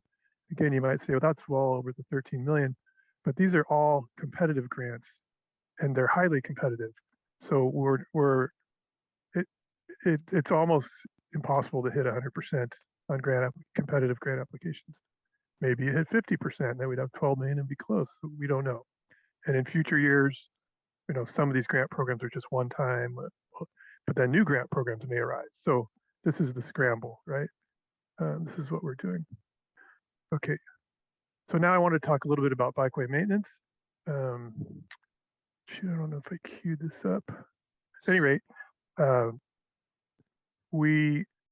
this is Mike and Jeb, and about 2 years ago, we realized we're going to start to build protected bikeways, and we needed to have a dedicated sweeper because a standard sweeper is too wide to fit in a protected bikeway. So our infrastructure maintenance group, which is the largest group in our department, they maintain the city streets, they maintain the city lights, they maintain the sewer system, and we invested in a kind of not semi-custom sweeper, a narrow sweeper that could fit in a protected bike lane. And Jeb supervises the sweeping crew, not just for bikeways, but all the street sweeping. And Mike is one of the sweepers. And I said, hey, you guys, can I go with you on a ride along to when you're sweeping protected bikeways? They said, yeah, sure. Our shift starts at midnight. So I went out at midnight with them on a weeknight and cruised around. In a minute, I'll try and load some videos, but it was very valuable lesson. And if you'll bear with me, I'm going to try and see if I can find those now. Too many screens is my problem.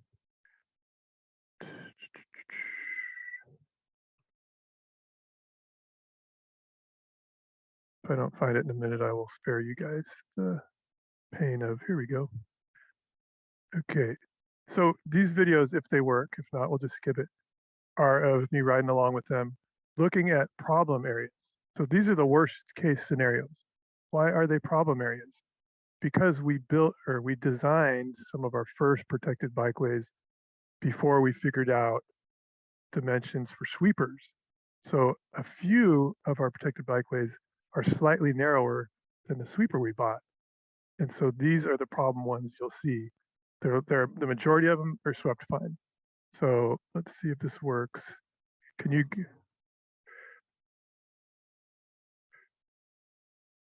guys see that? Shake your head. Okay. So look, it's a little too narrow. This is East San Antonio. And so they have to stop. It takes more time, figure it out. What are we going to do? And end up manually sweeping some of it. So that's a challenge. We're about halfway through. I'll stop soon and show you one other, and then we'll stop. Look at also the trees. Watch this. We need to trim the trees. So first of all, the separation's too narrow. Second, the trees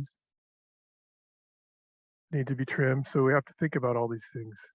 And another detail I'll share with you in a minute. I think that one is, that's about all you need from that one. So now we'll go up to one other one. It's just similar. And get the sound off. So you can see again up close. It's just a little too narrow here on San Antonio. I think I'll walk around and look at it a little more, and then I'll stop. This will be the last video. But you can see there's the sweeping device, and then if you come around here, there's kind of another device that vacuums up stuff. So I'll stop that because that's enough of that. All right, so then we go back here. I don't think I meant to advance yet, but let me launch this again. Okay. So that gives you a sense of challenges. By the way, it's interesting, the purpose of street sweeping is technically to get chemical poisony stuff out of the road so it doesn't go on the storm grates, but it's also to get broken glass and basic stuff like that. So that gives you a sense of the challenges. Let me go next slide. So now, what are the resources we have available for this? So the first main bullet is DOT. Now let me make a distinction here. It's a strange distinction that's irrelevant largely to you, but I wanted to point it out because the way the city's departments are broken out, the trail network, which is all the off-street stuff in the city, which is usually creek trails and things like that, is in the parks department, whereas all the on-street stuff is in DOT. So I did contact the parks department to ask them about their resources, but I don't want to take credit for anything they do because they do good stuff in trails. The first main bullet is the department I work in. So on-street bikeway sweeping by DOT. Frequency 2 times a month, regular sweeping plus special passes, they mean special sweeps. How to request. There's a website that in the small font that lists all different resources for you to request stuff about bikeways, but the best, most direct way is this number, and it's listed in that URL that's under the third sub bullet. So, and their response time, it varies. I mean, if it's a simple thing like broken glass, they might get out there in a day or two. But if it's a more complex thing, it could take longer. So I talked to the manager of our sweeping program, and I asked her what does she think the greatest need is, and she said more staffing and another sweeper. Now, right now we only have, I think, a little under 10 miles of protected bikeways. Actually, we're probably over that now. And so one sweeper twice a month with the staffing level is enough for now, but we plan to build out over 100 miles. So we're going to need more resources in the future, and that's being identified. It's not yet funded more resources, but at least the need is being identified. The other thing I wanted to point out is that as we move toward more sidewalk level separated bikeways, that's a whole new world because technically the way things are defined, the in-street separated bikeway, you know, with plastic posts or whatever, is in the street, and so it's part of street sweep. But as we're building more sidewalk level separated bikeways that are raised up to the sidewalk level, it's no longer part of the street, and so we need to figure out how we're going to resource sweeping that. You know, probably not feasible to put it all on the private property, adjacent private property owner. That's too much. So we're thinking about this. If any of you are in downtown San Jose, you might be familiar with Adobe headquarters are down here, and they are finishing construction of their fourth tower, office tower. And in front of it on San Fernando, just west of Almaden, we required them to build a sidewalk level raised separated bikeway in the frontage. That gives you a taste of kind of the future. Then, as I mentioned, trails are in our parks department. That's how you can make a request there. Again, they said that their response times vary depending on the type of request. I also asked the parks department what kind of resources they had for sweeping. I'm sorry, for maintenance, and they have very little. They have one funding pot that's 150,000 a year for quote unanticipated critical repairs, and so that's kind of the limit to their funding. Thank you for letting me jump around. I'm going to go back one slide and just mention something here regarding the last main bullet, the grants. And just to give you a couple examples, for Story Keys, we submitted grant applications to 2 different grant programs. And some of us kind of thought, well, what if we get them both? We said, well, that's great. If we get them both, we'll take the one that's better. They won't let us take both. But why not apply for 2? Some folks said, you can't do the same project. Why not? So Story Keys, we have unofficial word that we received one of the 2 grants and the other one we haven't heard yet. So what else do I want to mention there? The other thing I wanted to mention is, so I talked about in this slide, the build out of the on-street network, you know, it would cost $19 million a year for 10 years. I asked the trail program if they had any rough estimates, and they have a rough estimate of 400 million to build out the trail network. And that is a reflection of the fact that trails, by their nature, are much more expensive, much more complex, much more highly regulated. There are literally a minimum of 5 regulatory agencies along a creek that have to be dealt with. So they cost like $4 million a mile, whereas a protected bikeway might be no more than $2 million a mile. Okay, almost done. Thank you. I may be done actually. Let's see. Yeah, so that concludes it. Thanks. And I should escape and you guys I'll stop share. Thank you, John. Now we're going to hear from Robert Gonzalez, and he's going to help us a little bit. He is an analyst by profession, and he's also a community member that's very involved and has actually helped us with data and analyzing data in the past. So we're really excited to have him. Whenever you're ready, Robert, you should have access to be able to share your screen.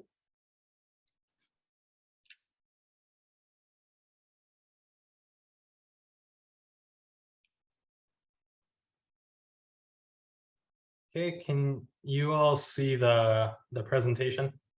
Yes. Awesome. Yeah, so just for kind of starters, I'm Bobby Gonzalez. I've worked in the previously in the San Jose budget office for 2 years.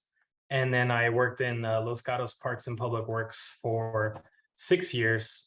So I worked a lot more closely with transportation function there.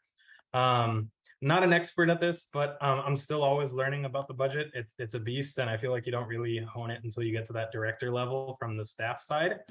But you know, I have a decent amount of experience. So I'm just going to cover how it fits into advocacy. So some main points I think is it helps us understand what's already allocated.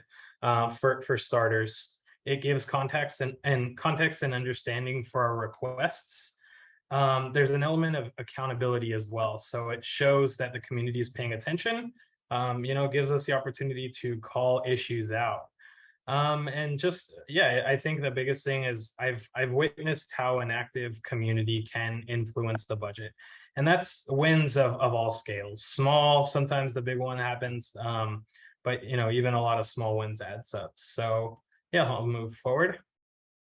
So the first slide this is a nice graphic that I'll give credit to the City of San Jose's budget office. I took this directly from their annual presentation on the budget, and it's very helpful, so I took it. The way it's organized, just really quickly, is it breaks the budget process up into 3 columns. One is for the community on the left, the mayor and the city council, who are elected officials in the middle, and city administration. So that's the city manager, staff, directors. Those people aren't elected, but they do all the work, you know, kind of based on the policy direction by our elected officials. So the first important part of the process in my mind is for us as advocates is around October, you'll see it says for the community input on budget priorities and direction through direct contact with the mayor and city council and community-wide surveys and meetings. So in my mind, that period of, you'll see October, and there's a nice arrow all the way pointing down to March. That's kind of the big window where September, October is when the previous fiscal year closes and we finally get to start looking forward at the next fiscal year. So that's kind of the window we have to voice to our electeds what the priorities are. What, you know, that's where they start to hear from the community, and then eventually once the process starts, they include that in the budget. So that's the next circle you'll see is in March. The city council meets to receive public input on the mayor's March budget message. And what is the mayor's March budget message? You'll see in the middle that it's Mayor Liccardo annually gets to publish a message. It's nice and long, you know, usually like 20 pages. And it's his priorities that he wants to see in the budget that staff then creates and comes forward with. So just to kind of quickly sum that up, October to March is when we get to voice the priorities that we, you know, hopefully then the mayor hears and says, okay, I've heard a lot about bike safety, so I should probably include that in my March budget message so that staff can come forward with a budget that includes an emphasis on bike safety. So the next slide is the budget process. So it kind of all ends in June. The next budget is effective July 1. So the first big part in May is the city council meets to receive public input on the proposed budget. So that staff has then come forward and published the budget for council, mayor, and the public to see. And that's kind of the first opportunity to say, okay, we see the budget now, and this is our thoughts. You know, maybe we think there's a great amount of funding for bike safety, or you know, maybe more realistically, there's not enough, and these are the things we want to focus on. So May is a good time to kind of, you know, review it and start to voice those opinions. And then an area where I think advocates should step in definitely is in May, early May, they have budget study sessions where they break it up daily by city service area. So there will be a day dedicated, usually a few hours, to reviewing the transportation budget as a whole. It's a really great informational meeting. And then obviously there's the component of public input as well. So you get to learn a lot, and at the same time you can also start to provide your inputs on what you're seeing in the proposed budget. And then in June is the final public hearing on the proposed budget. So it's your last opportunity to kind of voice your opinion.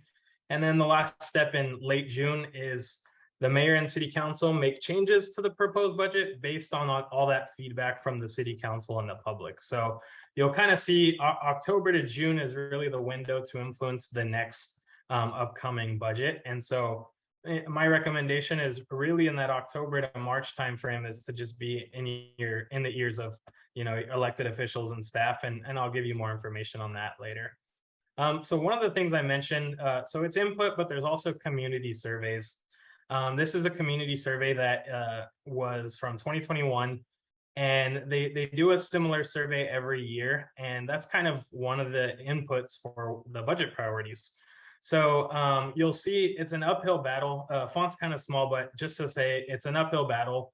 Traffic safety usually isn't in the 5 highest priorities. Just the top one I'll read is address homeless issues, and 30% of respondents I think cited that, and you'll see that bar is way far than other things. So advocacy for safety, bike ped safety is an uphill battle. Just kind of want to set that expectation. And this is one of the tools that informs the mayor and elected officials about what the public wants, not just the bike coalition, but what the public wants in the next budget.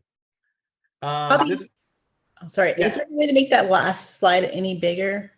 The community survey one? Yes. If not, okay. Yeah, I'm not an expert on how to do it right now, but I can definitely I'll just read some of the top ones. So homelessness is the top one. Providing affordable housing is the next one.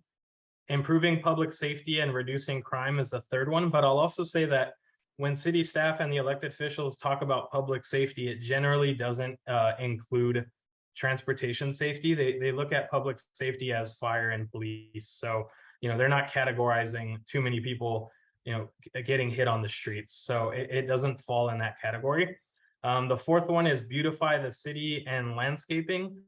And the fifth one is not sure and cannot think of anything. So, just the top 5 right there.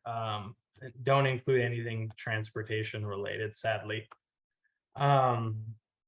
So this is a nice, big, messy graph on how so it's the general fund by department. So just a really quick budget 101. What is the general fund versus other funding sources? The general fund, I like to focus on that because it's a big chunk of the city's discretionary funds. So when I worked as an analyst, one of the things we learned and were taught is, we kind of gotta, you always scrutinize everything, but the general fund is where a lot of the tough decisions are made, because that's money that can go to whatever it is the council and the mayor deem a priority. So when this is the large pot of discretionary funding, this is a prime opportunity to sway and hopefully, put it towards our priorities. So I'll caveat and say, once again, the general fund isn't the only funding source, but as John will know, transportation is filled with a million funding sources. It's grants from the state, from the feds, different taxes, different special funding sources. But oftentimes, the reason I'm not focusing on those is they are dedicated funding sources. They're restricted, as John mentioned for that Story and Keys project, they are restricted on a certain use. And so these are the ones that, as an advocate, I think it makes less sense to kind of fight for, because they're spoken for in a way. So the general fund kind of reflects the priorities of the city council and mayor, because that's just a lot of discretionary funding that they can choose how to allocate. So amongst all this mess, these are all the city departments, reserves, transfers, all those kinds of things. The big thing to hone in on is that transportation gets 3% of the general fund. There's some big ones that take the lion's share. That's the police department, the fire department. Combined, they take up 50% of the general fund. So just kind of want to leave you with, and John kind of mentioned it, is Transportation is a very small share of that general fund, and I think that's something that we as advocates kind of want to turn the tide a little bit. If one of the biggest public safety issues in the city right now is traffic related deaths, then hopefully transportation can start to go up in terms of funding. And also just one more thing, as you saw in John's presentation, transportation department gets 3%, but the safety component, they have a lot of functions within the department. So even some of the kind of active transportation programs, emerging mobility, those are even less than 3% because they only make up a portion of their budget. Right here, you have just a simple 5-year city FTE. So this is staffing citywide. And there's just a simple takeaway for this, that staffing has increased over the last 5 years. So I think this is important to me because the narrative, politicians and staff definitely set the narrative on, we don't have enough funding, or we have a big windfall of money and we need to allocate it. Just to understand what has our budget situation truly been like over the last 5 years, I want to point out that staffing has increased over the last 5 years. The good news is DOT staffing has also increased. I don't have a graph to show that, but I think the message from John, and I'll definitely agree, is that it still needs to be more than that. It needs to be above and beyond the current staffing. So just another way to look at the FTE by department, transportation represents 8% of citywide staffing. So you saw kind of the general fund allocation earlier. This is just, of all the city workers, which is about 6,800 city FTE, transportation is about 524 or 8% of that amount. So that's kind of the operating budget summary. This is a summary of the CIP use of funds by city service area. So what's CIP? CIP is the Capital Improvement Program, and it's the budget for the infrastructure, the kind of hard costs, repaving, putting in new concrete on 10th and 11th, those kinds of things, quick build even. So this is just to look at the 5-year CIP, and you'll see transportation does represent a large share of this budget.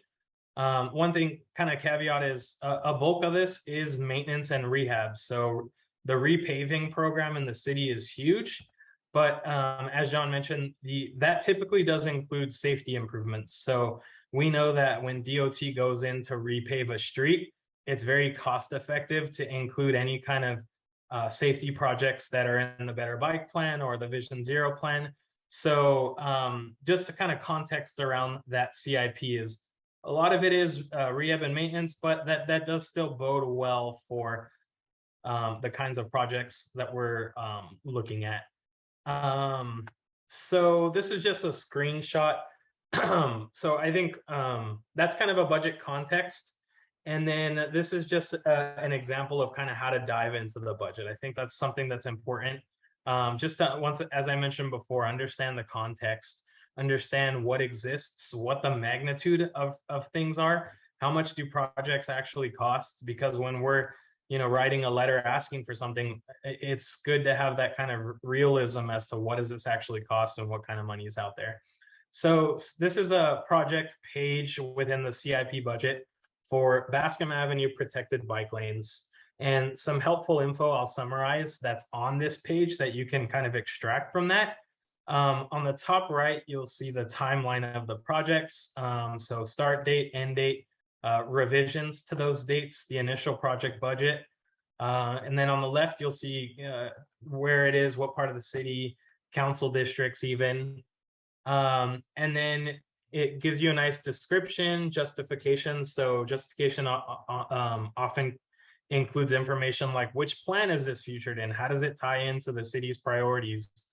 You get to see major cost changes, so it helps inform. It's a good kind of a history check as to has this cost escalated, this project escalated, and why. And then at the bottom, you're going to see the expenditure schedule. So how is the money spent on, a small percentage is design in this one, and a large chunk is construction, which is typical. And then where is this coming from? So the funding source is the Building and Structure Construction Tax Fund. So as I mentioned earlier, there are 1 million funding sources, and that happens to be one. So it's not coming from general fund in this instance. So yeah, something to kind of look into. Okay, sorry to interrupt you, Bobby. So we have 2 minutes. Are we? I'm not sure you're Bobby and John. Are you guys? They're gonna send us back to the other rooms. So we can break out into our regular, because others had combined cities and they're breaking out. Do you guys have time to like spend like an extra 5 to 10 minutes for questions when we go back in? Is okay if you don't, just because we went a little over. I think I'm so confused. So 2 minutes to finish and then 5 minutes to answer questions after. Yeah. Yeah, I mean, I can stick around for 5. Okay, thank you. Continue. Go ahead. We're gonna get kicked out in like a minute. So sorry.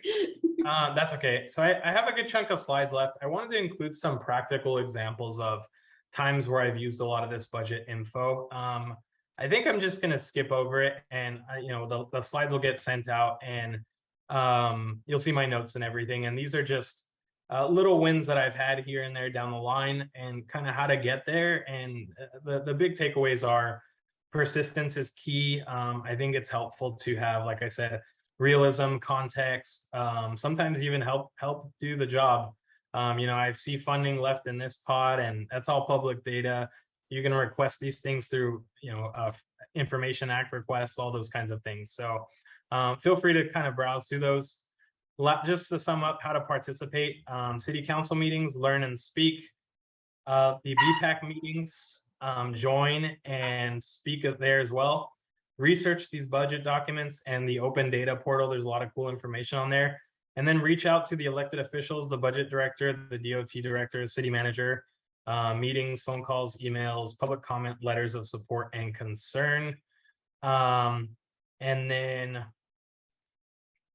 so I summed up a lot of information for your elected officials and administration. So the city manager, the budget director, and the transportation director. So in your copy, you kind of have a nice reference as to how to call them, how to email them, you know, just be persistent. And then there's some helpful links at the end. So links to the proposed budgets, some presentations that have a lot of this similar info, and how to participate in meetings through YouTube and all those kinds of things. So yeah, that's it. Thanks.